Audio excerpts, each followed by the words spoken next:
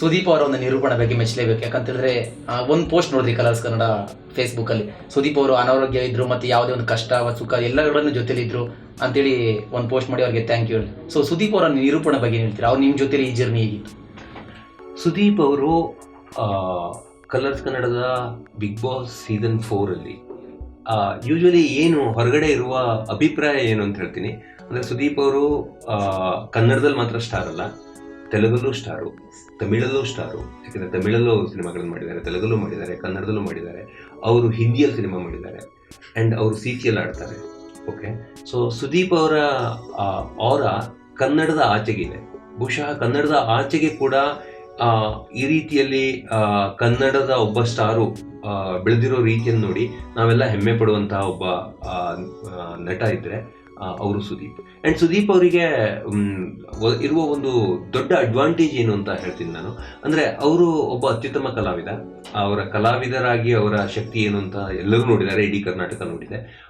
ಅವರಿಗೆ ಅದ್ಭುತವಾದ ವಾಯ್ಸ್ ಇದೆ, ಅದು ಕೂಡ ಇಡೀ ಕರ್ನಾಟಕ ಕೇಳಿದೆ. ಸೊ ನಾನು ಹೊಸದಾಗೇನು ಹೇಳುವಂಥದ್ದಿಲ್ಲ.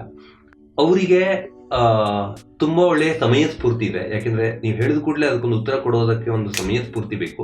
ಆ ಸಮಯ ಸ್ಫೂರ್ತಿಯನ್ನು ಅವರು ಮೊದಲಿಂದನೂ ಉಟ್ಕೊಂಡ್ಬಂದಿದ್ದಾರೆ. ಯಾಕೆಂದರೆ ಅವರಿಗೆ ಆ ರೀಡಿಂಗ್ ಇರೋದ್ರಿಂದ ಆ ಸಮಯ ಸ್ಫೂರ್ತಿ ಕಷ್ಟ ಆಗಲ್ಲ ಅವರಿಗೆ. ಸೊ ಸಮಯ ಸ್ಫೂರ್ತಿ ಇದೆ. ಅದೆಲ್ಲಕ್ಕಿಂತ ಹೆಚ್ಚಾಗಿ ಅವರು ತಾಂತ್ರಿಕವಾಗಿ ಅವರಿಗೆ ಈ ಶೋದ ಎಲ್ಲ ಒಳಹೊರಗುಗಳು ಅವ್ರಿಗೆ ಚೆನ್ನಾಗಿ ಗೊತ್ತು. ಅವ್ರಿಗೆ ಕ್ಯಾಮ್ರಾ ಎಲ್ಲಿ ಪೊಸಿಷನ್ನು ಗೊತ್ತು, ಕ್ಯಾಮ್ರಾ ಯಾಕೆ ಮೇಲ್ಗಡೆ ಇದೆ, ಯಾಕೆ ಐ ಲೆವೆಲ್ಗಿಂತ ಚೂರು ಮೇಲಿಟ್ಟಿದ್ದೀರಿ ಕೆಳಗಿಟ್ಟಿದ್ದೀರಿ ಅಂದರೆ ಅವರು ಪ್ರಶ್ನೆ ಮಾಡ್ತಾರೆ. ಅವ್ರಿಗೆ ಗೊತ್ತಿದೆ ಅದು ಯಾಕೆ ನಾವು ಯಾವ ಕ್ಯಾಮ್ರಾವನ್ನು ಎಲ್ಲಿ ಬಂಚ್ ಮಾಡಬೇಕು, ಎಲ್ಲಿ ಕ್ಯಾಮ್ರಾ ಪೊಸಿಷನಿಂಗ್ ಇರಬೇಕು ಅನ್ನೋದನ್ನು ಕೂಡ ಅರ್ಥ ಮಾಡ್ಕೊಂಡಿರುವ ಒಬ್ಬ ನಿರೂಪಕ ಇದ್ದರೆ ಅವರು ಸುದೀಪ್. ಓಕೆ, ಸೊ ಇದು ಸುದೀಪ್ ಅವರ ಪ್ರತಿಭೆಯ ಬಗ್ಗೆ ಆಯಿತು. ಸುದೀಪ್ ಅವರ ನ್ಯಾಯನಿಷ್ಠೆ, ಅಂದರೆ ಒಂಥರ ಯಾರ ಪರವಾಗೂ ತಗೋಬಾರ್ದು ಅನ್ನೋದನ್ನ ಅವರು ಮೊದಲಿಂದಲೂ ಅವರು ಗಮನಿಸ್ಕೊಂಡು ಬಂದಿದ್ದಾರೆ. ಯಾರು ಫೇವರೇಟ್ ಅಂತ ಅವ್ರು ಹೇಳಲ್ಲ, ನನಗೂ ಹೇಳಿಲ್ಲ. ಅವ್ರಿಗೆ ಯಾರು ಗೆಲ್ಲಬೇಕು ಅಂತಿತ್ತು ಅಂತ ಅವ್ರು ನನಗೂ ಹೇಳಲ್ಲ ಕೂಡ. ಅವ್ರಿಗೆ ಅನೇಕರು ಕೇಳ್ತಾರೆ, ಅವ್ರಿಗೆ ಬಂದು ನಿಮ್ಗೆ ಯಾರು ಫೇವರೇಟು, ಇವ್ರು ಹಿಂಗೆ ಮಾಡಿದ್ರು ಹಂಗೆ. ಅವ್ರು ಏನನ್ನು ಎಲ್ಲವನ್ನು ಕೇಳಿಸ್ಕೋತಾರೆ, ನಗ್ತಾರೆ, ಬಿಟ್ಬಿಡ್ತಾರೆ. ಸೊ ಇದಕ್ಕೆ ಬಹಳ ದೊಡ್ಡ ಮಟ್ಟದ ಸಂಯಮ ಬೇಕು, ಕಂಟ್ರೋಲ್ ಬೇಕು. ಆ ಕಂಟ್ರೋಲ್ ಆ ವ್ಯಕ್ತಿಗಿದೆ. ಹಾಗಾಗಿ ಅವರ ನಿರೂಪಣೆ ಅಷ್ಟು ಸೊಗಸಾಗಿರುತ್ತೆ ಅಂತ ಜನರಿಗೆ ಅನ್ಸುತ್ತೆ. ಸೊ ಇದು 2ನೇದು. 3ನೇದು ಪರ್ಸ್ನಲಿ ಬರ್ತೀನಿ. ಸೊ ನಮಗೆ ಸುದೀಪ್ ಅವರು ನಿಮಗೆಲ್ಲ ಅನ್ಸ್ಬೋದು ಇಷ್ಟು ದೊಡ್ಡ ಸ್ಟಾರು, ಇಷ್ಟು ಇದು ಅನೇಕ ರೀತಿಯ ಇದೆಲ್ಲ ಇರುತ್ತೆ ಸ್ಟಾರ್ ಅಂತ ಅಂದಾಗ ಅವ್ರ ಸುತ್ತ ಮತ್ತು ಅವ್ರಿಗೆ ಬೇಕಾದ ಹಾಗೆ ಎಲ್ಲ ನಡೆಯುತ್ತೆ ಅಂತ ನಾನು ಹೇಳ್ತೀನಿ ಕೇಳಿ. ಅವರ ಸಜ್ಜನಿಕೆ ಯಾವ ರೇಂಜಿಗಿತ್ತು ಈ ಸಾರಿ ಅಂದರೆ, ಅವರು ಅನೇಕ ಸಾರಿ ನಮಗೆ ಊಟ ಮಾಡಿಬಿಡ್ತಿದ್ದಾರೆ ಸುದೀಪ್ ಅವರು. ಅವರಿಗೆ ಒಂದು ಮನೆ ಇದೆ ಅಲ್ಲಿ. ಆ ಮನೆಯಲ್ಲಿ ನಾವು ಉಳ್ಕೊಳ್ಳೋದು ಶುಕ್ರವಾರ ಮತ್ತು ಶನಿವಾರದ ಮೊದಲನೇ ಎಪಿಸೋಡ್ನ ಶೂಟ್ ಮುಗಿದಾದ್ಮೇಲೆ ಅವರು ಮನೆಗೆ ಬಂದು,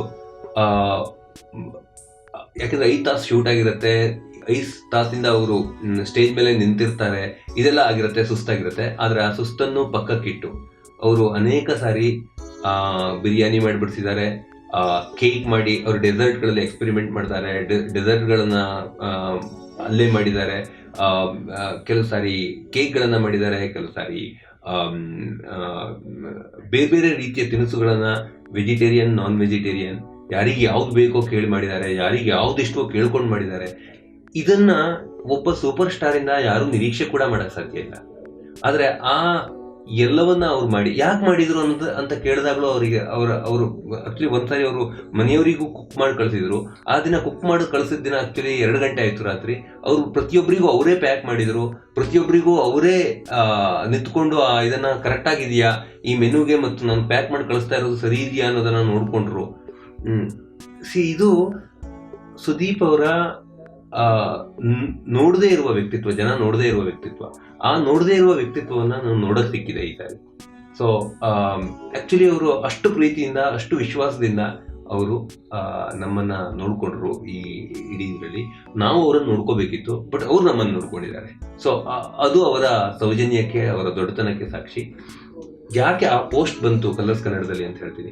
ಆ್ಯಕ್ಚುಲಿ ರವಿವಾರ ದಿನ ಶೂಟ್ ಆಗಬೇಕಿತ್ತು. ನಾನು ನಿಮ್ಗೆ ಆಗಲೇ ಹೇಳಿದ ಹಾಗೆ ಲೇಟ್ ನೈಟ್ವರೆಗೆ ಶೂಟ್ ಮಾಡೋದು ಮತ್ತು ಆಲ್ಮೋಸ್ಟ್ ಲೈವ್, ಡಿಫರ್ಡ್ ಲೈವ್ ಅಂತ ಹೇಳ್ತೀವಿ ನಾವು, ಆ ಥರ ಹೋಗೋದು ಅಂತ ಇದ್ವಿ.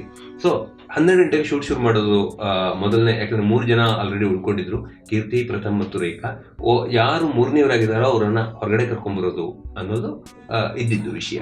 ಆ ಪಾಯಿಂಟಲ್ಲಿ ಸುದೀಪ್ ಅವರು ಆ್ಯಕ್ಚುಲಿ ಆ ದಿನ ಅವ್ರಿಗೆ ಹುಷಾರಿರಲಿಲ್ಲ, ತುಂಬ ವಾಮಿಟ್ಟು, ತುಂಬ ಒಂದು ಲೆವೆಲಲ್ಲಿ ಜ್ವರ, ಆ ಥರದ ಪರಿಸ್ಥಿತಿ. ಬೆಳಿಗ್ಗೆ ನಾನು 10 ಗಂಟೆಗೆ ಅವರು ಹೋದಾಗ ಇನ್ನೂ ಕಷ್ಟ ಪಡ್ತಾ ಇದ್ರು ಅವರು, ವಾಮಿಟ್ ಆಗಿತ್ತು, ಎದ್ದು ನಿಲ್ಲಕ್ಕೆ ಓಡಾಡೋಕ್ಕೆ ಆಗ್ತಾ ಇಲ್ಲ ಅನ್ನೋ ಅಷ್ಟು ಅನಾರೋಗ್ಯ ಇತ್ತು ಅವರಿಗೆ ಆವತ್ತು, ಫುಡ್ ಪಾಯ್ಸನಿಂಗ್ ಥರ ಏನೋ ಆಗಿ. ಸೊ 10 ಗಂಟೆಗೆ ಒಂದು ಸ್ವಲ್ಪ ಹೊತ್ತು ಮಲಗಿದ್ರು, 11 ಗಂಟೆ ಆಯಿತು, 11:30 ಆಯಿತು, 12 ಗಂಟೆಗೆ ಅವರು 12 ಗಂಟೆ ಶೂಟ್ ಅಂದಾಗ 12 ಗಂಟೆಗೆ ಬಂದರು. ಆಕ್ಚುಲಿ ಅವ್ರಿಗೆ ನಡೆದಾಡಕ್ ಆಗ್ತಾ ಇಲ್ಲ, ಬ್ಯಾಕ್ ಸ್ಟೇಜಲ್ಲಿ ಕೂತ್ಬಿಟ್ಟಿದ್ದಾರೆ, ಅಲ್ಲೇ ಕೂತ್ಕೊಂಡವರು ಹಾಗೆ ನಿದ್ದೆ ಮಾಡಿಬಿಟ್ಟಿದ್ದಾರೆ. ಸೊ ಇದೆಲ್ಲ ನಾವು ಈ ಥರ ಸುದೀಪ್ ಅವರನ್ನು ನಾವು ನೋಡಿರಲಿಲ್ಲ. ಬಟ್ ಅಷ್ಟು ಕಷ್ಟ ಇದ್ರು. ಓಕೆ, ರೋಲ್ ಅಂತ ಅಂದಾಗ ಅಲ್ಲಿ ಎದುರುಗಡೆ ಹೋಗಿ ನಿಂತು, ಬಹುಶಃ ಯಾರಿಗಾದರೂ ಅವತ್ತು ಪ್ರೋಗ್ರಾಮ್ ನೋಡಿದವರಿಗೆ ಅವ್ರಿಗೆ ಹುಷಾರಿರಲಿಲ್ಲ ಅಂತ ಅರ್ಥ ಆಯ್ತು ಅಂತ ಅನ್ಸಲ್ಲ. ಹಂಗೆ ತುಂಬ ಹುಷಾರಿರಲಿಲ್ಲ ಅವರಿಗೆ.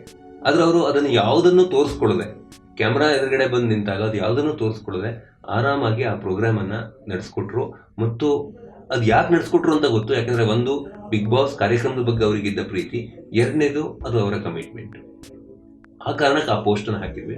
ಆ್ಯಂಡ್ ಈವನ್ ಅದರ್ವೈಸ್ ಒಬ್ಬ ನಟ ಆಗಿ, ಒಬ್ಬ ನಿರೂಪಕ ಆಗಿ, ಒಬ್ಬ ಸ್ನೇಹಿತ ಆಗಿ, ಒಬ್ಬ ಮಾರ್ಗದರ್ಶಕ ಆಗಿ ಸುದೀಪ್ ಅವರು ಯಾವತ್ತೂ ಕಲರ್ಸ್ ಕನ್ನಡ ತಂಡದ ಜೊತೆ ಇದ್ದಾರೆ, ನಮ್ಮ ಜೊತೆ ಇದ್ದಾರೆ.